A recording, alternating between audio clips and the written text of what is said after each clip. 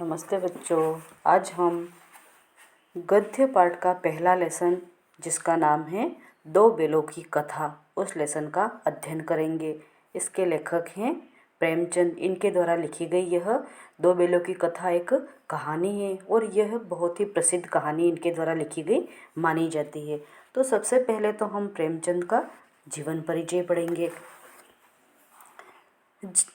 जीवन व्रत मतलब इनकी जीवनी के बारे में हम पढ़ते हैं। प्रेमचंद का जन्म सन 1880 में बनारस के लम्ही गांव में हुआ था। उनका वास्तविक नाम धनपत राय था। ये प्रश्न भी बन सकता है कि किस लेखक का नाम धनपत राय था वास्तविक नाम।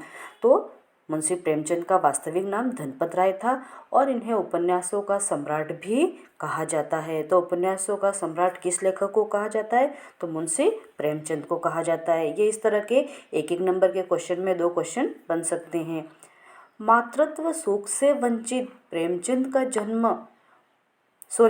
मातृत्व सुख से वंचित प्रेमचंद का बचपन अभावों में बीता था।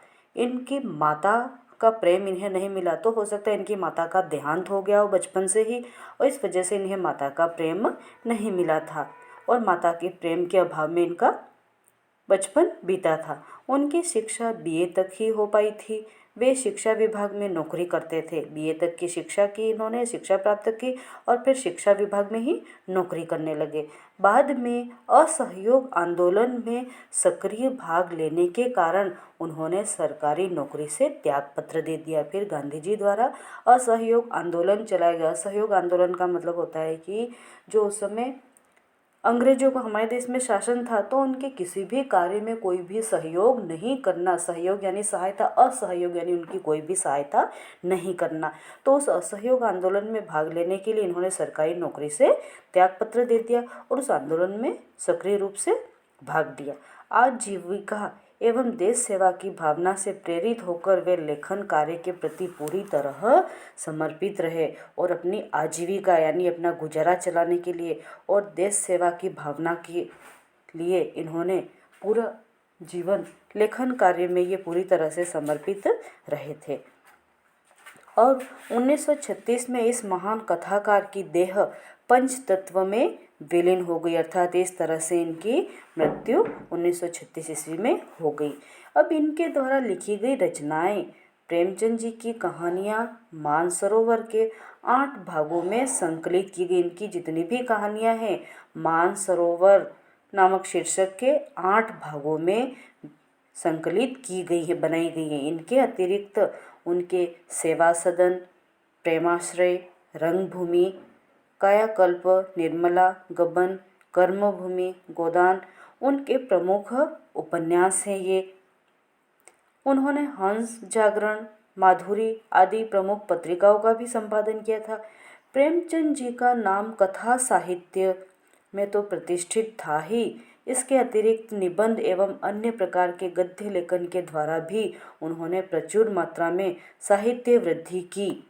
प्रेमचंद जी के अनुसार साहित्य सामाजिक परिवर्तन का एक सशक्त माध्यम था, इसलिए उन्होंने गांव और शहर के परिवेश को गहराई से देखा और जिया कि गांवों का परिवेश शहरों परिवेश से किस तरह से अलग होता है। उसके बारे में इन्होंने तो पूर्ण रूप से गहराई से अध्ययन किया और उस जीवन को जिया।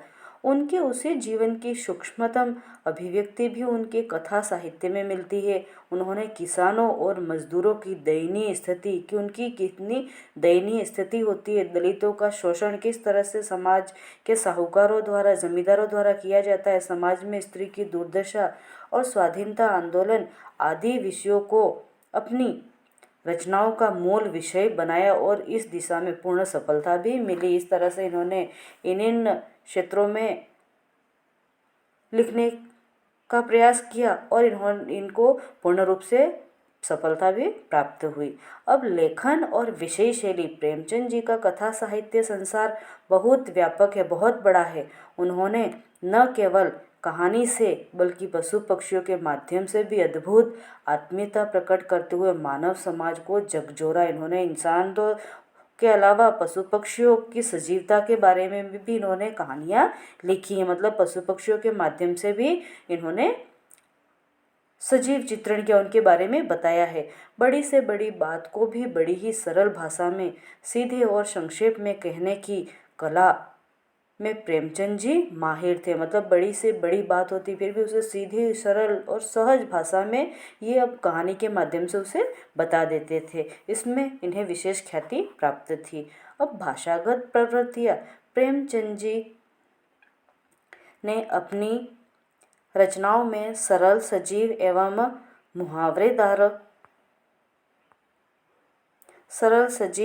मुहावरेदार भाषा को उचित स्थान दिया। उन्होंने अरबी, फारसी और अंग्रेजी के प्रचलित शब्दों का कुशलतापूर्वक खुलकर प्रयोग किया। अपनी रचनाओं में अंग्रेजी भाषा का, फारसी भाषा का और अरबी भाषा के जो शब्द उनका इन्होंने अपनी रचनाओं में खोलकर प्रयोग किया, मतलब पूर्ण रूप से प्रयोग किया है। उनके इस प्रयोग से हिंदी कथा कहानी को नया आयाम मिला और इस प्रयोग से मतलब इस तरह से नए नए शब्दों के द्वारा इन्होंने अपने कहानी में उनका प्रयोग किया है। इससे इनकी एक अलग ही पहचान बनी है।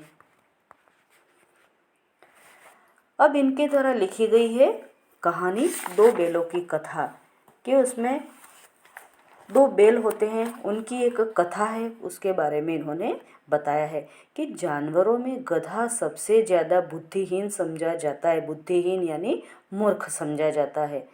जब हम किसी आदमी को पहले दर्जे का बेवकूफ़ कहना चाहते हैं तो उसे गधा ही कहते हैं। अर्थात कोई मूर्ख है तो उसे हम गधा कहकर ही मतलब बुलाएंगे, या उसे मूर्ख है तो ये गधा है, यही इस शब्द का प्रयोग करेंगे।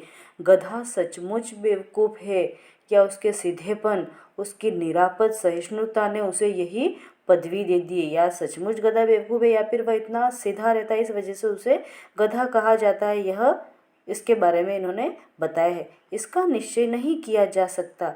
गाय सींग मारती है, ब्याई हुई गाय तो अनायास ही सिंहनी का रूप धारण कर लेती है। अर्थात लेखक ने यहाँ पर बताया कि ब्याई हुई गाय होगी और उसके पास आप जाओगे तो मेरे बछड़े को कुछ नुकसान न पहुँचा दे, इस वजह से वह सिंहनी का रूप धारण कर लेती है। कुत्ता भी बहुत गरीब जानवर है, लेकिन कभी कभी उसे भी क्रोध आ ही जाता है, किंतु गधे को कभी क्रोध करते नहीं सुना। अब लेखक कहता है गाय सिंहनी बन जाती है, कुत्ता भी कभी क्रोध करता है, लेकिन कभी यह नहीं सुना कि गधा भी क्रोध करता है।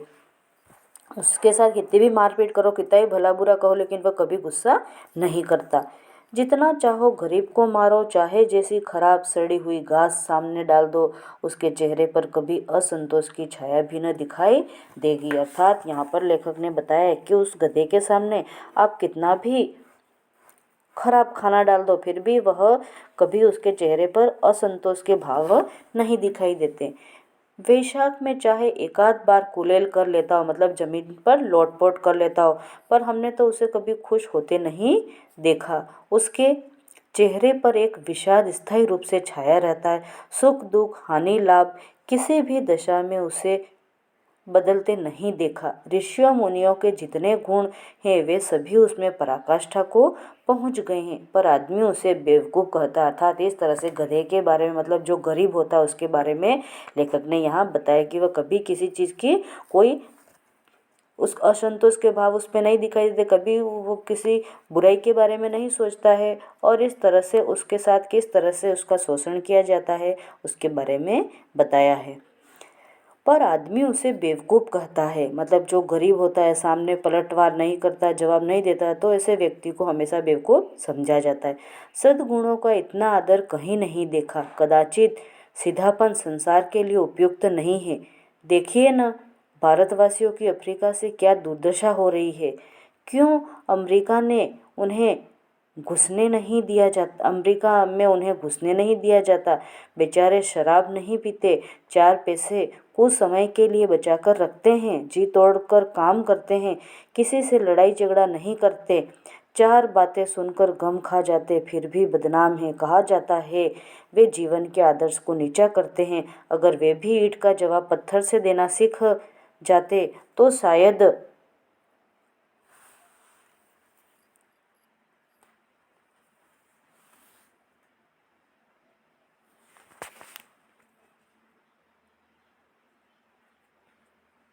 ये प्रश्न उधर निकाल देंगे।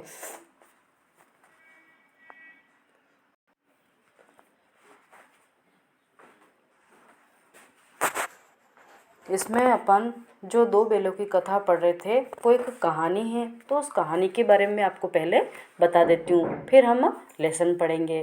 कि जूरी नाम में एक व्यक्ति है, उसके पास दो बैल हैं जिनका नाम है हीरा और मोती। दोनों पछाई जाति के, मतलब दोनों बहुत ही सुंदर और होशियार बैल थे।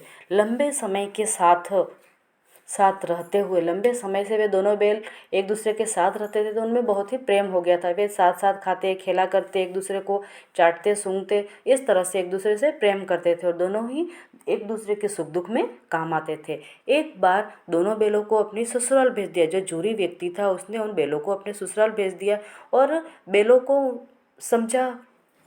बैलों ने समझ लिया कि हमारे मालिक ने हमको बेच दिया है, इसलिए वे इस बात को स्वीकार नहीं कर पा रहे थे। और जूरी का जो साला था, मतलब उसके ससुराल में उन्हें बैल को धकेलता हुआ ले गया और जैसे ही उनको शाम को घर पे बांधे तो उन बैलों को वो नई नई जगह लगी। वहाँ उनका मन बिल्कुल भी नहीं लगा। उन्होंने न तो चारा खाया और न उस चारे को मुंह लगाया। और रात को दोनों बैल कनखियों से एक दूसरे को देखा, मतलब दोनों एक दूसरे को देखने लगे और चुपचाप एक दूसरे से सलाह की और पगहे तोड़कर जूरी के घर की तरफ चल पड़े। उन्होंने सोचा कि यहाँ तो हमारा बिल्कुल मन नहीं लगता, हम मालिक के बिना यहाँ खुश नहीं रह सकते।